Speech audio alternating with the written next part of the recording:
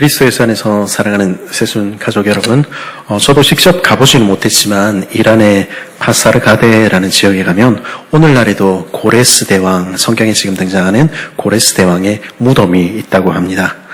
예. 이 사진이 이제 바로 고레스 대왕의 무덤인데요. 우리 고레스 대왕은 또 잘 모를 수 있을 것 같아요. 그래도 우리 학교에서 배워서 알렉산더 대왕은 알고 있죠, 그렇죠? 근데 이 고레스의 무덤을 직접 방문해서 무너진 무덤을 지금과 같은 모습으로 복원하고 경의를 표한 사람이 바로 알렉산더 대왕이라고 합니다. 그래서 고레스 이후에 200년 뒤에 나타난 이 알렉산더 대왕은 사실 이 고레스 대왕의 업적을 추앙했고 그의 발자취를 따르기를 원했던 것으로 보입니다. 고레스의 정복 이야기 우리 앞서 말씀을 드린 적이 있습니다. 그는 40세에 작은 나라 페르시아의 안산의 왕위에 올라서 불과 20년 만에 메소포타미아를 넘어서 소아시아와 이집트 국경 그리고 중앙아시아와 인도까지 이르는 대제국을 건설했습니다. 우리 알렉산더 대왕이 인도까지 정복하기를 원했던 것은 아마도 이 고레스의 업적을 따라잡고 싶어서가 아니었나 하는 생각하게 됩니다. 그리고 세계 시민 코스모폴리탄이라는 알렉산더의 정책 역시 고레스가 행했던 그 정책과 다르지 않은 것 볼 수 있습니다. 이 참 고레스의 정복은 그야말로 하늘의 해와 같고 밤하늘의 별과 같이 빛나는 위대한 업적이었다. 그렇게 말해도 지나치지 않을 것입니다. 그러면 이 일은 어떻게 이루어졌을까요? 고레스의 힘으로 이루어진 것일까요? 그의 지혜로 작은 페르시아보다 훨씬 강대한 메데와 바벨론 같은 당대의 제국들을 무너뜨린 것이겠습니까? 그렇게만 우리 볼 수 있을까요? 오늘 본문 1절에서 하나님께서는 이렇게 말씀하십니다. 여호와께서 그의 기름을 부음을 받은 고레스에게 이같이 말씀하시되 내가 그의 오른손을 붙들고 그 앞에 열국을 항복하게 하며 내가 왕들의 허리를 풀며 성문들을 그 앞에 열어서 다치지 못하게 하리라. 마치 고레스의 정복 장면을 눈으로 본 것처럼 생생하게 묘사하고 있는 이 말씀은 누가 이 일을 행하셨는지 우리에게 분명히 들려줍니다. 하나님께서 고레스의 오른손을 붙드시고 강하게 하셨고 열방을 그 앞에 무릎 꿇리셨다는 것입니다. 강대한 왕들은 힘을 잃고 무너져 내렸고 고레스가 진격하는 곳마다 문자 그대로 성문들을 열어서 다치지 않게 그렇게 지나가게 했던 것이죠. 2절과 3절을 세 번역은 이렇게 기록하고 있습니다. 내가 너보다 앞서가서 산들을 평지로 만들고 노스의 성문을 부수며 쇠윗장을 부러뜨리겠다. 안 보이는 곳에 간직된 보화와 감추어둔 보물을 너에게 주겠다. 그때 너는 내가 주인 줄 알게 될 것이고 이스라엘의 하나님이 너를 지명하여 불렀다는 것을 알게 될 것이다. 하나님께서 고레스 앞서 먼저 행하시며 그의 앞을 가로막는 산들과 노스의 성문과 쇠빗장들을 부수셨다. 그렇게 말씀하는 것입니다. 하나님께서 그 오래된 제국들의 감추인 보화와 보물들을 고레스에게 모두 허락하셨다 하는 것입니다. 하나님이 고레스 왕을 지명하셨고 부르셨고 세우셨다는 것입니다. 어떤 사람들은 이 말씀을 들어도 이렇게 이야기할지 모르겠습니다. 에이, 성경이니까 그렇게 얘기를 하지. 역사를 자기 유리하게 그렇게 바꾼 것 아닌가. 전에 제가 말씀드린 바가 있습니다만은 이사야, 이 선지자를 쓴 이사야가 마지막으로 활동했던 시기는 주전 700년경입니다. 고레스가 바벨론을 멸망시키기 160년도 더 전에 이 말씀이 이미 주어진 것입니다. 아직 바벨론이 등장하기도 전에 하나님께서는 바벨론의 포로로 끌려갈 것을 말씀하시고 그 바벨론의 손으로부터 그들을 구원할 구원자 고레스에 대해서 그 이름까지 부르시며 말씀하신 것입니다. 우리는 후대에 기록된 에스라 1장의 말씀을 통해서 고레스의 칙령을 함께 살펴보았습니다. 바사왕 고레스 원년에 여호와께서 예레미야의 입을 통하여 하신 말씀을 이루게 하시려고 바사왕 고레스의 마음을 감동시키심에 그가 온 나라에 공포도 하고 조소도 내려 이르되 바사왕 고레스는 말하노니 하늘의 하나님 여호와께서 세상 모든 나라를 내게 주셨고 나에게 명령하사 유다 예루살렘에 성전을 건축하라 하셨다. 고레스 자신이 뭐라고 이야기하는 것입니까? 하나님께서 이 모든 나라를 내게 주셨다 고백하는 것입니다. 실제로 고레스가 남긴 오늘까지 남아있는 비문에는 이와 비슷한 내용이 적혀있는 것 우리 보게 됩니다. 신들이 하지 않고는 이런 일은 불가능했다. 고레스는 그렇게 고백하는 것이죠.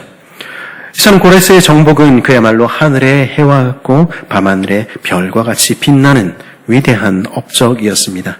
그리고 이 일을 볼 때 우리는 고레스는 우리 같은 평범한 사람들이랑은 완전히 다른, 전혀 다른 세계에 속한 영웅, 위대한 신화를 이룬 그런 영웅이구나 이렇게 생각하게 되죠. 우리는 고대인들이요, 위대한 업적을 남긴 사람들이 하늘에 올라가서 별자리가 되었다 그렇게 생각했던 거 기억하고 있을 것입니다. 초기 그리스의 미케네 문명의 개척자들인 신화적인 인물 헤라클레스의 업적은 헤라클레스 자리, 사자 자리, 히드라 자리로, 페르세우스의 업적은 페르세우스 자리, 안드로메다 자리, 카시오페이아 자리, 바다 괴물 자리 이런 것으로 남아있는 것 우리 알고 있지 않습니까? 그렇다면 이 고레스의 업적 역시 하늘의 별 되어 그렇게 기록할 만한 것 아니겠습니까? 근데 오늘 말씀은 이 모든 위대한 일을 누가 행하셨다고 말씀합니까? 누가 별들을 하늘에 달아 매셨습니까? 누가 그 별과 같이 위대한 사람들을 들어 세우셨습니까? 바로 천지를 지으신 하나님, 살아계신 하나님께서 행하셨다 하는 것입니다. 오늘 말씀 이사야 45장 말씀을 보면 곳곳에서 우리는 온 세상을 창조하신 하나님, 빛과 어둠을 만드시고 해와 달을 두시며 하늘의 통치자를 두신 하나님의 이야기를 듣게 됩니다. 7절은 뭐라고 얘기합니까? 나는 빛도 짓고 어둠도 창조하며 나는 평안도 짓고 환난도 창조하니 나는 여호와라 이 모든 일을 행하는 자니라. 어둠조차도 환난조차도 그분의 손안에 있다는 것입니다. 19절은 이렇게 말씀하지요. 세 번역으로 읽어보겠습니다. 하늘을 창조하신 주, 땅을 창조하시고 조성하신 하나님, 땅을 견고하게 하신 분이 말씀하신다. 그분은 땅을 혼돈 상태로 창조하신 것이 아니라 사람이 살 수 있게 만드신 분이다. 창세기 1장 2절의 말씀을 인용하고 있는 것이죠. 땅이 혼돈하고 공허할 때에 하늘을 만드시고 땅을 창조하셨던 그때로 우리를 돌아가게 만드는 것입니다. 그리고 12절에서는 이렇게 말씀하지요. 바로 내가 친히 이 땅을 만들었으며 바로 내가 그 위에 인류를 창조하였다. 내가 손수 하늘을 폈으며 그 모든 별들에게 명령을 내렸다. 그런데 12절에서 창조에 대해서 하늘의 모든 별을 달아내시며 그 별들에게 명령하신 일에 대해서 말씀하시던 하나님께서는 13절에서 곧이어 이렇게 말씀하십니다. 바로 내가 고레스를 의의 도구로 일으켰으니 그의 모든 길을 평탄하게 하겠다. 이 말씀을 통해서 우리는 고레스를 부르시고 그가 위대한 일을 행하게 하신 일과 그리고 온 세상을 창조하신 창조주 하나님의 이야기가 서로 연결되고 있다 하는 점을 분명히 발견하게 됩니다. 즉 온 세상을 창조하신 하나님께서 이제 고레스도 역사 가운데 세우신 것입니다. 하나님께서 그를 일으키시고 높이 드셔서 온 세상의 통치자로 삼으신 것이죠. 사람들의 눈에는 기이하고 놀랍게 보이는 그 모든 일들, 도무지 일어날 것 같지 않은 그 불가능한 일들 행하신 이유는 하나님께서 하셨다는 것을 보여주기 위해서입니다. 그분이 바로 고레스를 지명하여 부르신 일이며 그분이 바로 역사 가운데 위대한 일을 행하시는 주권자 하나님이시라는 것이죠. 그러면요, 하나님께서는 왜 고레스를 지명하여 부르셨을까요? 그가 하늘의 해와 같이 밤의 별과 같이 위대한 일을 행하게 하신 목적이 무엇일까요? 4절 말씀 하나님께서는 이렇게 말씀하십니다. 세 번역으로 읽어보겠습니다. 내가 너를 지명하여 부른 것은 나의 종 야곱, 내가 택한 이스라엘을 도우려고 함이었다. 네가 비록 나를 알지 못하였으나 내가 너에게 영예로운 이름을 준 까닭이 바로 여기에 있다. 하나님께서 고레스를 위대하시게 하신 이유는 단 하나라는 것입니다. 하나님의 종, 하나님께서 택하신 그 백성 이스라엘을 돕도록 하기 위함이라는 것이죠. 하나님을 듣지도 못했고 알지도 못했던 이방인에게 기름 부음 받은 자 메시아라는 영예로운 이름을 주신 이유는 그가 하나님의 종 이스라엘을 위하여 역사 속에서 쓰임 받도록 하시기 위함이었다는 것입니다. 하나님께서는 작고 연약한 자기 백성을 위해서 나라를 일으키시고 왕들을 세우기도 하시며 필요하다면 왕들을 폐하기도 하신다는 것입니다. 하나님은 어떤 분이십니까? 하나님은 누구십니까? 자기 백성인 바로 저와 여러분을 위하시는 하나님, 우리를 위한 하나님이시라는 것이죠. 사실 이 메시지는요, 창세기부터 계시록까지 이어져 오는 일관된 하나님의 메시지입니다. 창세기 1장을 보면 창조의 첫 장면에서 하나님께서는 하늘의 해와 달을 주관자로 주시고 별들을 달아 매시는 모습 발견하게 되지요. 태양은 얼마나 찬란합니까? 별들은 얼마나 아름답습니까?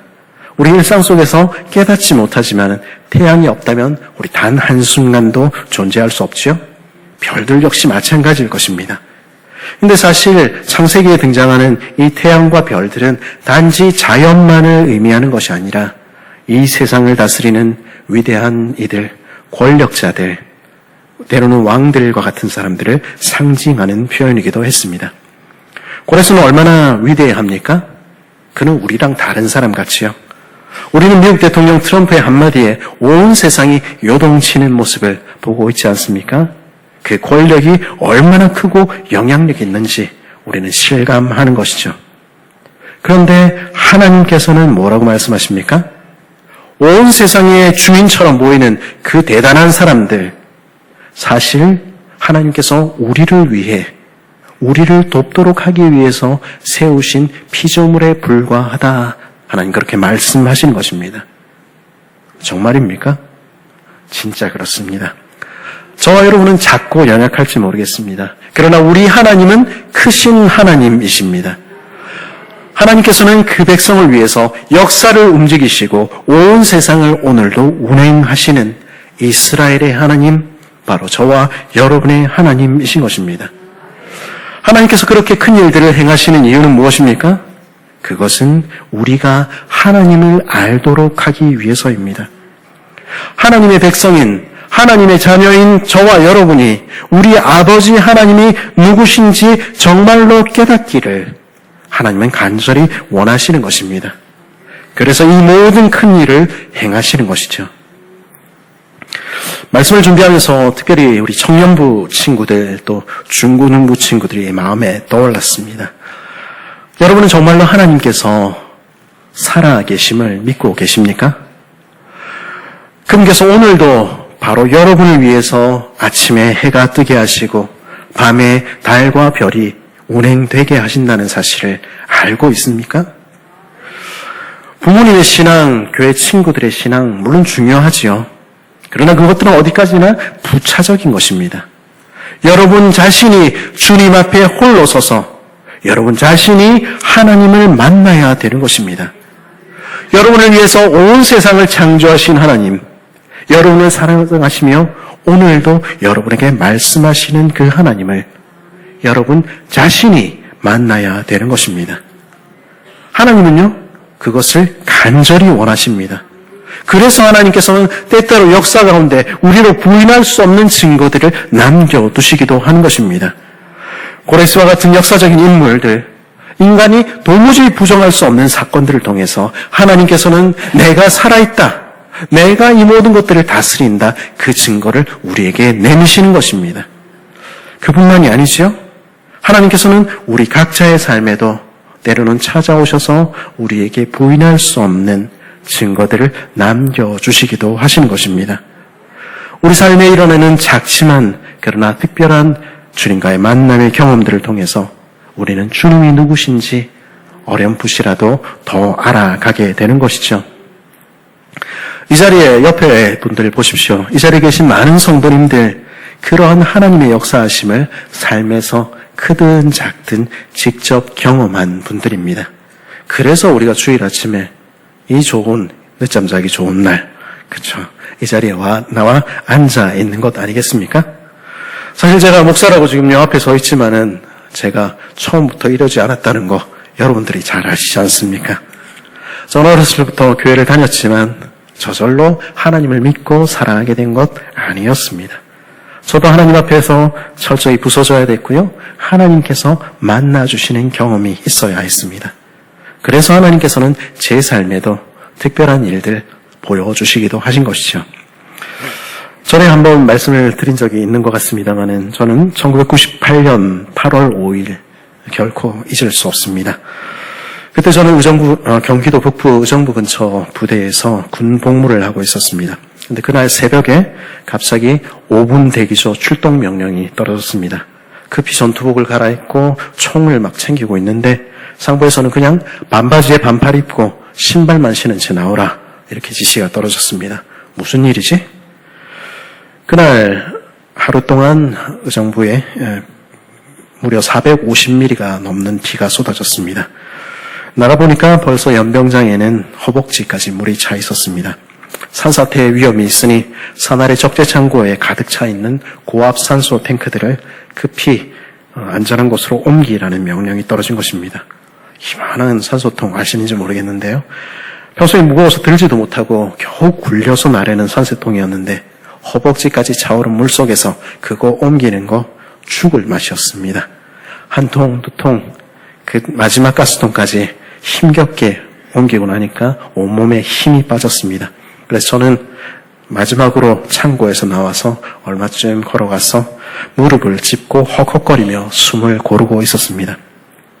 근데 먼저 가서 앞에서 저를 쳐다보고 기다리고 있던 동료 병사들이 저를 보면서 외쳤습니다. 저를 가리키는 손가락을 따라서 뒤를 돌아보니까 산이 무너지고 있었습니다.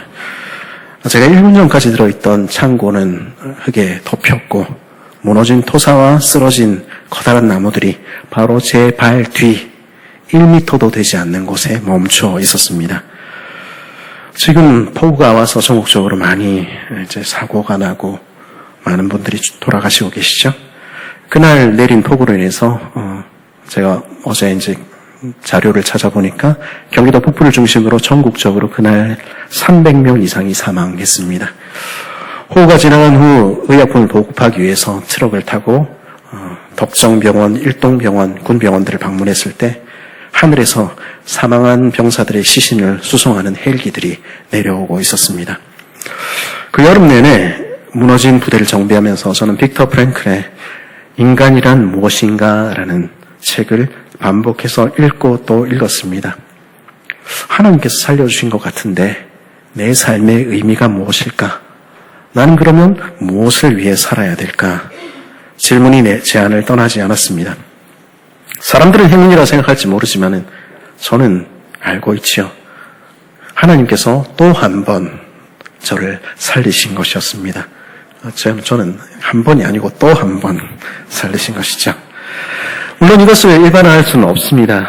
예수님 당시에 모든 병자들이 고침을 받은 것이 아니었듯이 그날 300명이 넘는 사람들이 생명을 잃었습니다.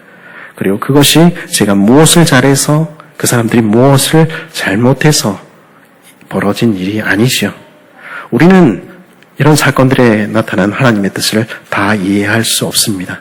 다만 저는 하나님께서 그들 각자의 삶에 공정하게 대해 주셨을 것이라 믿는 것이죠. 우리가 다 이해할 수 없어도 그 인생을 향한 하나님의 뜻이 분명히 있을 것입니다. 그러나 제가 말할 수 있는 것은, 제가 어렴풋이 깨닫게 된 것은 하나님께서 저에게 들려주시는 음성이었습니다. 나는 살아있는 하나님이다. 나는 나 외에 다른 신은 없다. 내가 너에게 생명을 주고 너를 살게 하는 것, 너 알고 있니? 오늘 말씀 9절부터 하나님께서는 진흙과 토기장이의 비유를 통해서 우리의 모습을 설명하십니다. 진흙은요, 토기장이의 손에 들리기까지는 아무것도 아닌 흙덩어리에 불과하지요. 그러나 토기장이가 그것을 빚을 때 진흙은 귀한 토기, 보석과 같은 도자기로 거듭나게 되는 것입니다. 창세기 이야기는 우리에게 무엇을 들려줍니까? 우리 모든 인생은 본래 진흙에 불과한 인생이었다는 것입니다. 그러나 하나님께서 우리를 빚으시고 생명의 영을 불어넣으셨기에 우리는 지금 살아있는 존재가 된 것입니다. 우리가 우리 자신을 보면서 작은 질그릇같이 보잘것없는 인생이라 느낀다 하더라도 우리는 분명 하나님의 손이 빚어낸 작품이 분명한 것입니다. 그런데 깨진 질그릇 조각 같은 우리가 그 창조주 하나님을 잊어버리고 마치 스스로 존재하게 된 것처럼 주장하는 것, 얼마나 어리석은 일입니까? 하지만 구절은 인간의 모습을 이렇게 표현합니다. 질그릇 조각 중 한 조각 같은 자가 자기를 진신이와 더불어 다툴지니라. 진에게 토기장에게 이르기를 그가 무엇을 만들었냐 하겠으며 또 내가 하는 일이 그가 손이 없다 하겠느냐. 요즘 표현으로 바꾸면 어떻게 되겠습니까? 왜 나를 이따위로 만들었는가? 하나님은 똥손이다, 똥손. 이렇게 이야기를 한다는 것입니다. 이어서 하나님께서는 부모와 자식 간의 관계를 통해서 또 다른 비유를 통해서 설명하시지요. 아버지는 우리를 위해서 생명을 주며 우리를 섬기고 어머니는 자기 목숨을 걸고 우리를 낳으셨는데 그러나 못난 자식들은 어떻게 이야기한다는 것입니까? 그는 아버지에게는 당신이 무엇을 낳았느냐 하고 어머니에게는 당신이 무엇을 낳았느냐, 무엇을 해산했느냐 하도다. 나를 자식이라고 낳았습니까? 나한테 해준 게 뭐가 있습니까? 무슨 고생을 했습니까? 우리도 이 같은 모습일 수 있는 것이죠. 저 역시 교회를 다니며 나름대로 신앙생활도 열심히 한다고 했지만 그러나 정말로 하나님께서 내 삶을 인도하시는 분, 그것 깨닫지 못하고 살았던 적이 있습니다. 제 잘남아서 살던 저는 하나님께서 오늘도 나에게 생명 허락하셔서 내가 오늘도 산다는 것 고백하며 인정하며 살지 않았던 것이죠. 혹시 여러분 가운데서 여전히 그렇게 살고 계시는 분은 없습니까? 그렇게 나를 의지하고 살아갈 때 하나님은 보이지 않습니다. 내 욕망을 쫓아서 이 땅의 우상들을 섬기며 살아갈 때 하나님은 자신을 숨기시는 것입니다. 오늘 말씀 16절과 17절은 하나님을 찾지 않은 인생들의 결국을 이렇게 말씀합니다. 구원자이신 이스라엘의 하나님, 진실로 주님께서는 자신을 숨기시는 하나님이십니다. 우상을 만드는 자는 모두 한결같이 부끄러움을 당하고 창피한 일을 당할 것이며 치욕으로 물러갈 것입니다. 그러나 겸손히 하나님의 얼굴을 구할 때 하나님께서는 우리에게 자신을 알려주시는 것입니다. 혹시 여러분 가운데 이렇게 묻는 이들 있을지 모르겠습니다. 정말로 하나님이 살아계신 걸까? 보이지 않는데 어떻게 믿을 수 있을까? 겸손한 마음으로 하나님께 간구하며 성경을 펼쳐 보십시오. 그러면 그분은 반드시 우리에게 자신을 드러내실 것입니다. 오늘 말씀 19절과 20절은 세번역 성경은 이렇게 기록하고 있습니다. 하늘을 창조하신 주, 땅을 창조하시고 조성하신 하나님, 땅을 견고하게 하신 분이 말씀하신다. 그분은 땅을 혼돈 상태로 창조하신 것이 아니라 사람이 살 수 있게 만드신 분이다. 나는 주다. 나밖에는 다른 신은 없다. 나는 어두운 곳에서 은밀하게 말하지 않았으며 야곱의 자손에게 나를 허무하게 찾아라 하지도 않았다. 나 주는 옳은 것을 말하고 바른 것을 알린다. 정직하고 겸손한 마음으로 우리의 눈을 들어 하늘을 볼 때 우리는 하늘을 창조하신 하나님, 땅을 지으시고 견고하게 하신 하나님, 혼돈을 질서로 바꾸신 하나님을 만나게 되는 것입니다. 그러면 질문해 보겠습니다. 하나님께서는 왜 이 모든 일을 행하셨습니까? 성경은 말씀합니다. 사람이 살 수 있도록 곧 저와 여러분을 위해 창조하신 것이라 말씀하는 것입니다. 하늘을 바라보고 바다를 바라볼 때 우리가 매일 밟고 살고 있는 이 땅을 볼 때 우리는 그 속에서 분명한 하나님의 섭리의 손길을 발견하게 되는 것입니다. 사랑하는 여러분, 하나님 외에는 우리에게 생명을 주실 수 있는 분이 없습니다. 여러분은 그 하나님의 살아계심을 알고 계십니까? 그분이 오늘도 우리에게 생명을 주신다는 것을 진심으로 믿고 계십니까? 하나님께서는 우리를 혼돈 가운데 방치하지 않으시고 우리 각자의 삶의 목적과 의미를 주시는 분이십니다. 그리고 그분이 우리에게 오늘도 말씀하시는 것입니다. 우리 하나님은 자신을 숨기지 않으십니다. 어두운 곳에서 은밀하게 말씀하는 분도 아니십니다. 모든 것이 악으로 치닫고 지금이라도 멸망에 마땅한 인간의 역사 속에 하나님은 개입하셔서 그 악순환을 오늘도 멈추시고 오늘도 우리에게 생명을 주시고 오늘도 우리를 구원하시는 것입니다. 그 하나님의 손길이 여러분은 보이지 않습니까? 그 증거를 여러분은 듣고 계시지 않습니까? 여러분의 삶 속에도 날마다 작지만 분명하게 역사하신 그 흔적들이 있지 않습니까? 그래도 잘 모르겠는데 바로 옆에 앉아있는 분들, 여러분의 어머니, 아버님 같은 분들 한번 끌고 가서 한번 물어보십시오. 자꾸 우리 부모님은 내 교회 가기 싫은데 억지로 가라 강요한다. 잔소리만 많다. 그렇게 이야기하고 그렇게 생각하지 말고 그분들이 어떻게 살아오셨는지, 그분들이 왜 하나님을 믿으라고 지금 말하고 있는지 한번 진심으로 들어보시기 바랍니다. 얼마 전에 장례식장에서 제가 젊었을 적에 품에 안고 업어주고 했던 우리 꼬마 친구들을 만났습니다. 이제는 벌써 커가지고 아기를 낳는 예비 엄마가 돼 있고 또 결혼한다 이런 이야기를 하고 있더라고요. 저를 향해서 요즘 많은 분들이 살이 많이 쪘다, 배가 나왔다 이렇게 구박을 하시는데 그 녀석들은 저를 보면서 이렇게 말해 주었습니다. 목사님도 한때는 어마어마했었는데요. 그 말 한마디에 제 자존감이 상당히 높아졌습니다. 50이 돼서 흰머리에 뚱뚱한 아저씨가 된 우리에게도 날씬했던 10대가 있습니다. 그리고 빛나는 20대도 30대도 있었습니다. 그리고 그 시절 우리 역시도 비판적이었고 합리적이었고 똑똑했고 까칠했습니다. 그래서 하나님을 찾지 않던 완악한 인생들이었습니다. 그랬던 우리가 이제 감히 하나님을 의지하라 여러분의 말씀하는 이유는 인생 살아보니까 정말로 하나님이 살아계신다는 것 알게 되었기 때문입니다. 그리고 그분을 알게 된 것이 내 인생에서 가장 잘한 일이라는 것 확신하게 되었기 때문입니다. 하나님께서 나에게 말씀하시고 나를 향해 손 내미셨을 때 그 손을 거절하지 않았던 것, 그게 내 평생에 가장 잘한 결정이었다는 것 우리 고백하기 때문입니다. 그래서 그 주님을 만나라고, 그 주님이 오늘도 너를 기다린다고 말씀드리는 것입니다. 그리스도의 안에서 사랑하는 새순 가족 여러분, 특별히 우리 청년들과 우리 중고등부 친구 여러분, 하나님은 오늘도 우리에게 말씀하십니다. 20절과 22절에서 하나님 뭐라고 말씀하십니까? 문나라 중에서 피하여 나온 자들아, 너희는 모여오라. 함께 가까이 나오라. 땅의 모든 끝이여 내게로 돌이켜 구원을 얻으라. 나는 하나님이라 다른 이가 없느니라. 하나님은 정말로 살아계시는 분입니다. 그리고 그분 외에 다른 신이 없습니다. 그리고 무엇보다도 하나님은 저와 여러분을 사랑하십니다.